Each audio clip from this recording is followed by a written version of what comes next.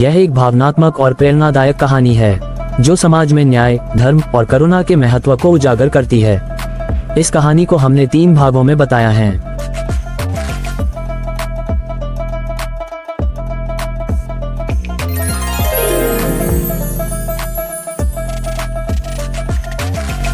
ये कहानी राजा हरिश्चंद्र के समय की है। राजा हरिश्चंद्र सच्चाई के देवता थे जो अपनी सत्य निष्ठा और न्याय प्रियता के लिए प्रसिद्ध थे। उनके राज्य में सब खुश थे।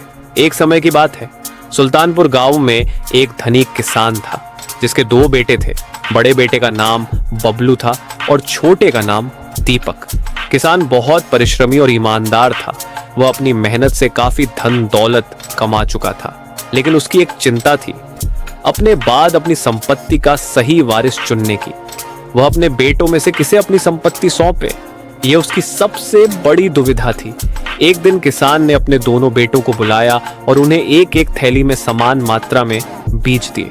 किसान ने कहा, तुम दोनों को यह बीज लेकर अपनी जमीन में बोना है। मैं देखना चाहता हूं कि तुम में से कौन मेरी संपत्ति का असली वारिस बनने के योग्य है। दोनों बेटों ने बीज लिए और अपने अपने खेतों में बो दिए। बबलू ने जल्दबाजी में बीज बो दिए और अपनी फसल की जल्दी सफलता की उम्मीद करने लगा। वह फसल की देखभाल में ज्यादा ध्यान नहीं दे पाए और अंततः उसकी फसल खराब हो गई। दूसरी ओर दीपक ने मेहनत से अपने खेत की देखभाल की। वह समय पर पानी देता, खाद डालता और अपने खेत की देखरेख करता। उसका धैर्य और मेहनत रंग लाई और उसकी फसल लहलहा उठी। कुछ महीनों बाद किसान ने अपने दोनों बेटों के खेतों का मुआयना किया।